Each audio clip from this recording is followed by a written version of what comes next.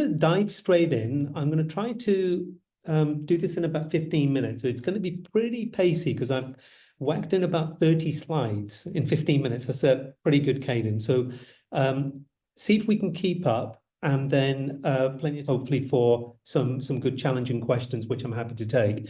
Hopefully you can see my presentation. So we're talking about 2025. We must be talking about doing some super powerful things. So if we're talking about super powerful people in HR, that means we must be supercharging. So that's what I want to talk about today, is really giving you a superpower.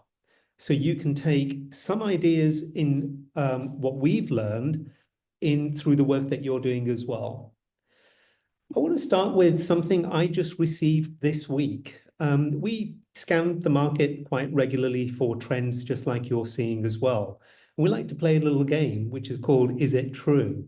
So is the trend that they're claiming that's happening across the board, is it true for my business, or is it true for my clients more specifically? So now this only just came out 2 days ago, and it was only because this team showed me using their regular work that they do. They said, oh, we found an interesting one here. And it says young employees are surprisingly the most optimistic for now. And so if we look at that, 18 to 24-year-olds are the most engaged and optimistic of all groups. So engaged and optimistic. And they present a higher, or 10% higher perception than other ages in the workplace for exceeding expectations and feeling empowered to challenge the status quo. So we're seeing this interesting behavior, and that's what we do, which we'll come on to in a second. So we started to look across the board, and we measure 3 key things within our data set. We look at whether employees are truly engaged, and we've got a number of different metrics we pull together for that. We look at whether people are open to new ideas in the workplace, or if they have an optimistic attitude. And you can see it right there. It's true. So that claim that they're making generally across the board seems to be true. And you can see on the left-hand side, 18 to 24-year-olds are on average anywhere between 3% to 11% higher. So 10% is not a it's pretty good. So we're on track with that. But what we find is what's generally true out there is not true for my business. So let's look at this one here. Here's a company that we've got, and we looked at exactly the same 3 things there. And you can see actually 18 to 24-year-olds are trending down compared to the other guys. So it's partially true, but mostly false as well. And if we go for company B very quickly to keep the pace, you can see that it's pretty true over here. They're trending higher for being engaged, being open to new ideas, and being optimistic. So this is what we do as a business. We help companies figure out using proper science. I call it proper science because we go to the science first to validate what we think is true, and then we stress test and bring it to the market, rather than come up with a thesis, take it to the market, and then find the science that supports what we think is true. It's got to be the right way around. Now, here's the real picture in the world. We've got a lot of people in the workplace having very complex thoughts. Human beings are complex. They've got health issues, they've got relationships they've got to maintain, home and work. We don't just wipe our feet at the doormat walking into work. So we've got all of these different pressures and various different areas that are hitting us every single day at work. And maybe a lot of them are negative. We don't know actually until we ask. Or maybe it's a slightly better picture. Maybe it's better than worse, but not quite the best. Or maybe it's amazing for most people with just a few areas that they've got to work on. And here's the thing that the CEO of Publicis said recently that really caught me. 2025 is the era of mass personalization. So how on earth do we mass personalize experiences for our employees when we've got so many different variables to cover? Well, that's what we do. What we started off many years ago was with the thesis that simply asked, what affects people at work? How much? and why. And they get progressively more difficult to understand, to really analyze in the level of depth and detail that the science needs. And so we did it. Here's the thing that I prepared earlier for you. This is 5 years worth of research and work. We capitalize these all into 12 categories here. So you can see we cover the physical health, psychological health, the factors outside of work, the job satisfaction. We measure commitment, engagement, co-worker dynamic, manager style, corporate culture, business essentials, the physical work environment, the soft work environment. What we found was that these are the quintessential, fundamental parts of every business that need to be understood in order to truly understand what affects people at work. And you can see the how much, because we built a quantification system that puts this into the format of flourishing, which we'll talk about as well.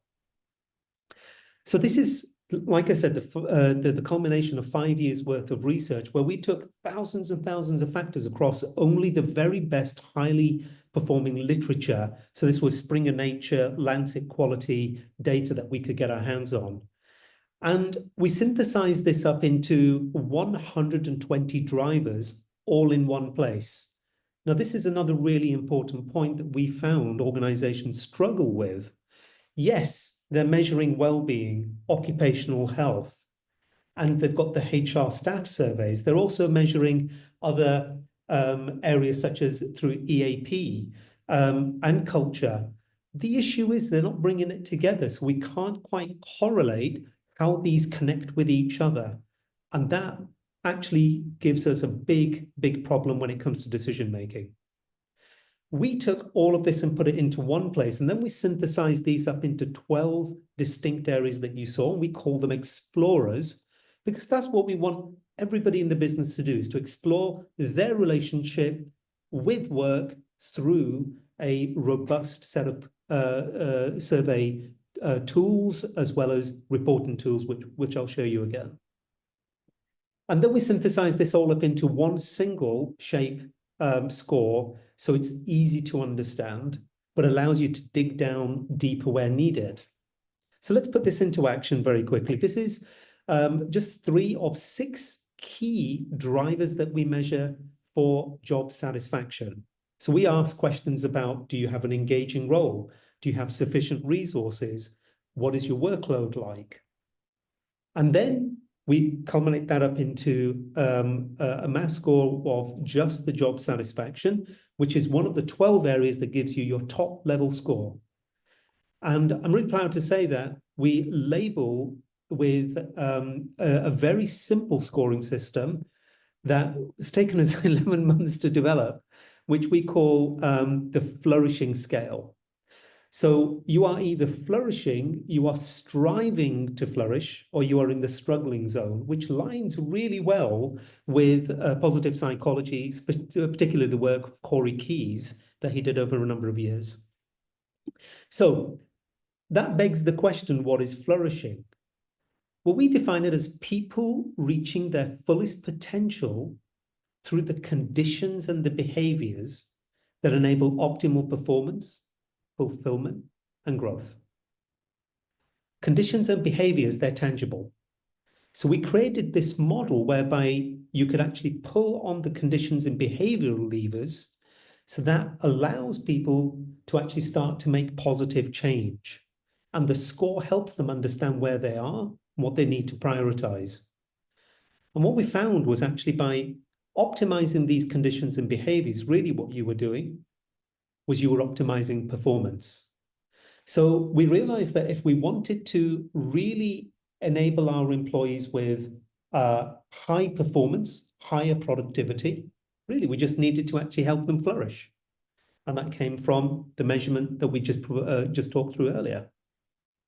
So conclusion number 1, I'm going to give 3 conclusions today, and that will lead into some thinking that I think that will really help all of us work out what does 2025 look like in terms of priority order.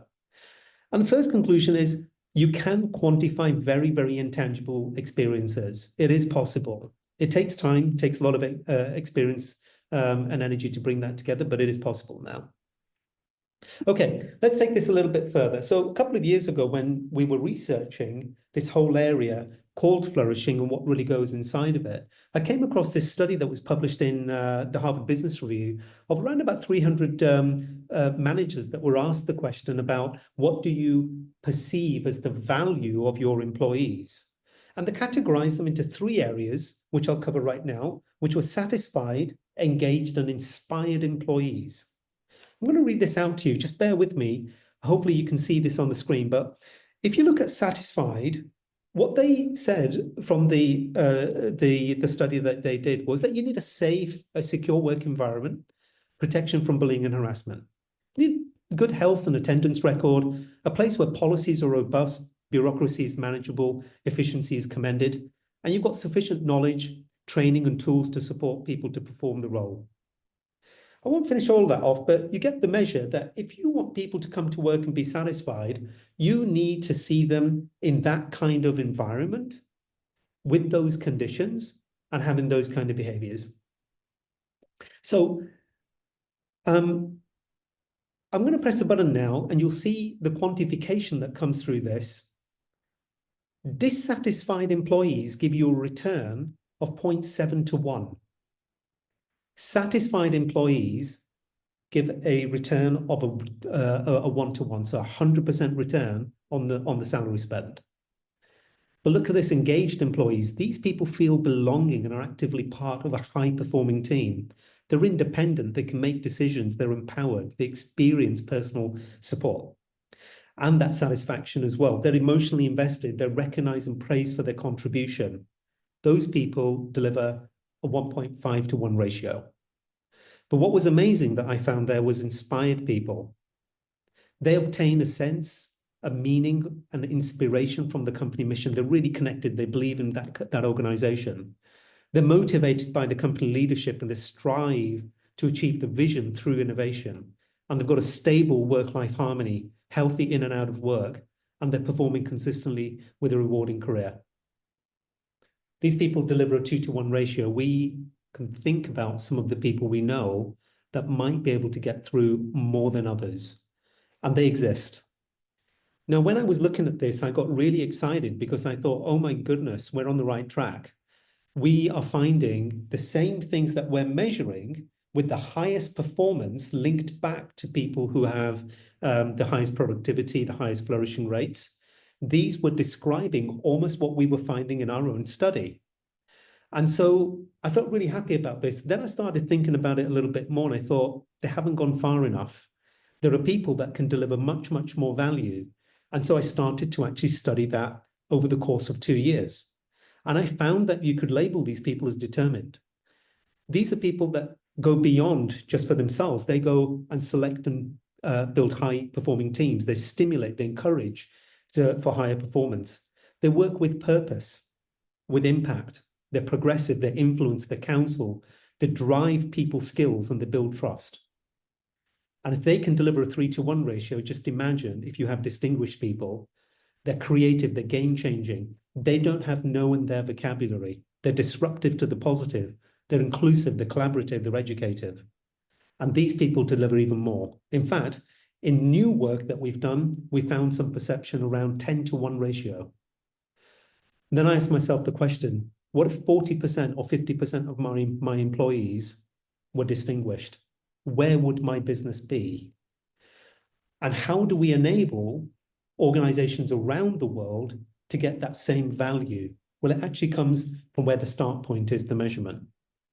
So what I realized very quickly was we need to just really work at giving everybody every chance to succeed. It's about probability. It's about statistics. So when we can link the conditions and the behaviors to statistics and to chance, and we can drive that up and encourage everybody to play their part and give them the support that's needed from the management there, that's when really things start to happen. So what we need to do is we need to measure the conditions. We need to then supercharge that performance, but we need to be aware of the workplace risks as well. And that's exactly where the measurement comes back in. And so what we've done at Shape, by the way, just to complete the story from where we've got to, We've actually put a survey tool together, which takes about 25 minutes to complete. You've got the results that come through, and every single person receives the results. I want to make personally a thing of the past where we ask questions for the sake of the management to understand. Why not help the person first? Put people first. So everybody gets their own personal confidential report. And then we provide ongoing nudges to help them understand the power of what good flourishing looks like and what they can do about it. And then we can also connect the data points into amazing insights that help organization do whatever they want to do, but do it faster. So, second conclusion, there is an art to quantification. It's not as simple as making up some questions. We've got to watch what we call the p-values. We've got to keep those predictive values as high as possible so we can give the best chance to people to succeed. Okay, so you've heard me now say a few times about possibilities and probabilities and statistics. Let me show you how we've been able to innovate to make this come to life. So you can have a potential, and that's where you can get to, which is what's possible. But what we really want to jump to is what's really, really at the heart of where we want to go. Because if we know we're off by just even 1 degree from 100 miles away, our destination is somewhere completely different. So we need to head towards the flourishing trajectory, where, if you just to remind you, the conditions and the behaviors, where job satisfaction is amazing.